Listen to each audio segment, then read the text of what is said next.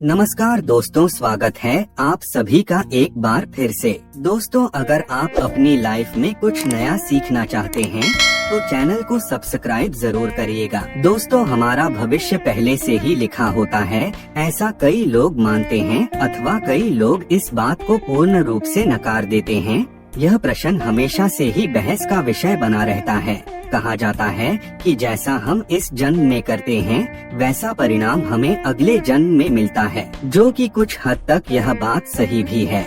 आज की इस वीडियो में हम इसी विषय पर गहराई से चिंतन करेंगे और असल बात जानने की कोशिश करेंगे। आज हम कुछ पौराणिक कथाओं और शास्त्रों की सहायता से इस बात को समझने की कोशिश करेंगे कि वाकई भविष्य पहले से ही लिखा होता है या फिर हमारे कर्म हैं जो हमारे भविष्य की धारा को सुनिश्चित करते हैं।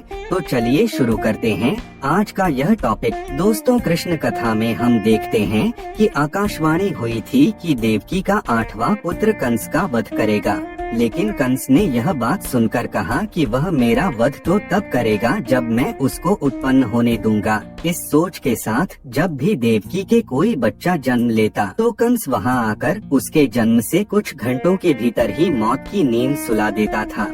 लेकिन जब देवकी के 8वें पुत्र की बारी आई तो विधि विधान के साथ जन्म भी लिया और बाद में कंस का वध भी किया।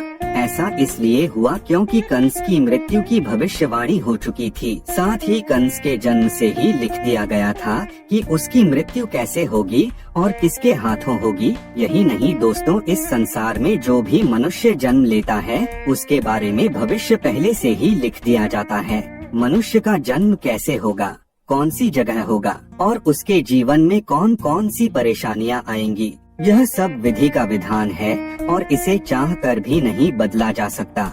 इसके साथ ही आपको यह बता दें कि कई ऐसे पौराणिक शास्त्र एवं ग्रंथ मौजूद हैं जिनमें कई महापुरुषों के भाग्य पहले से ही लिखे होने के प्रमाण मिलते हैं। जैसे हम रामायण में देखते हैं कि यह पहले से ही तय था कि भगवान श्री राम को 14 सालों का वनवास मिलेगा, अर्थात इसके पीछे का कारण भगवान श्री राम के हाथों रावण का वध होना था।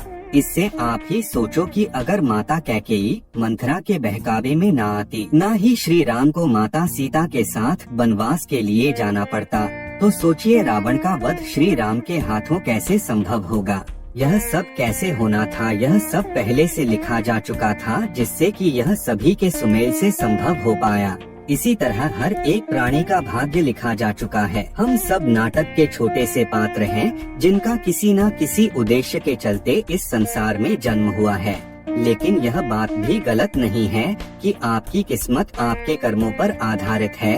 वह कहावत तो आपने सुनी ही होगी कि जैसा बोओगे वैसा पाओगे। अगर आप अच्छे और पुण्य के काम करते हैं तो आपके साथ सदैव अच्छा ही होगा, लेकिन अगर आपने जीवन में हमेशा बुरे काम किए हैं तो ज्यादातर संभावना है कि आपको उसका दुष्प्रभाव इसी जन्म में देखने को मिल जाएगा। अर्थात आपने अगर बबूल रूपी बुरे कर्म किए हैं तो आपको आम के फल कैसे मिल जाएंगे।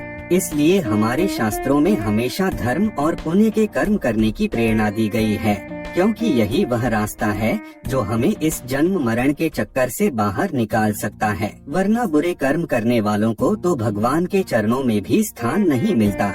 यही नहीं दोस्तों, तुलसीदास जी ने भी इस बात को स्पष्ट रूप से एक चौपाई में कहा है कि कर्म ही प्रधान है, यानी कि जैसा मनुष्य कार्य करेगा वैसा उसे फल मिल जाएगा। इसी के साथ एक यह बात सामने आती है कि पांडु पुत्र अर्जुन के हाथों कर्ण का वध हुआ था। अर्जुन ने कहा कि माधव मेरे हाथ कांप रहे थे और ये क्या, आपने मेरे अपने ही श्रेष्ठ का वध मेरे हाथों लिख दिया, ये कैसा भाग्य है। तो इस पे श्री कृष्ण ने कहा, हे पांडु पुत्र, मैं कौन होता हूँ किसी मनुष्य को प्रारब्ध देने वाला, ये तो करनी का फल है।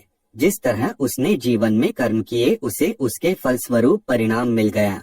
और हाँ, जीवन में किस स्तर पर फूल मिलेंगे या कांटे यह मनुष्य खुद कर्मों के द्वारा तय करता है। श्री कृष्ण ने कहा, तुमने अधर्म के विरोध में स्वर उठाया और धर्म का रास्ता चुना, जबकि कर्ण ने अधर्म का रास्ता। तो ऐसे में मैं क्या कर सकता था, लेकिन फिर भी मैंने उन्हें कई विकल्प दिए, परंतु उसने हर बार दुर्योधन और उसकी मित्रता को आवश्यक समझा। भागवत गीता के इस अध्याय में हमें यह सीखने को मिलता है कि भगवान हमें कुछ अवसर जरूर देता है, जिससे कि हम अपने किए गए बुरे कर्मों का पश्चाताप करके सही राह पर आ सकते हैं। अंत में यही कहना चाहूँगा कि अवश्य ही हमारा भविष्य लिखा जा चुका है, लेकिन कर्मों के आधार पर ही हमें फल मिलता है। और हम अगर अच्छे कर्म करेंगे तो जीवन को शांतिपूर्वक सुख समृद्धि प्राप्त करते हुए व्यतीत करेंगे। अन्यथा बुरे कर्म करने पर तो इसी जन्म में ही हमें उसके दुष्प्रभाव देखने को मिल जाएंगे और उसका प्रभाव निश्चित रूप से अगले जन्म पर भी पड़ेगा। दोस्तों, अगर आज की वीडियो पसंद आई हो तो लाइक करके चैनल को सब्सक्राइब करके बाजू में बेल आइकन को जरूर दबाएं, जिससे कि आने वाली वीडियो की नोटिफिकेशन आपको सबसे पहले मिलते हैं अगले वीडियो में। धन्यवाद।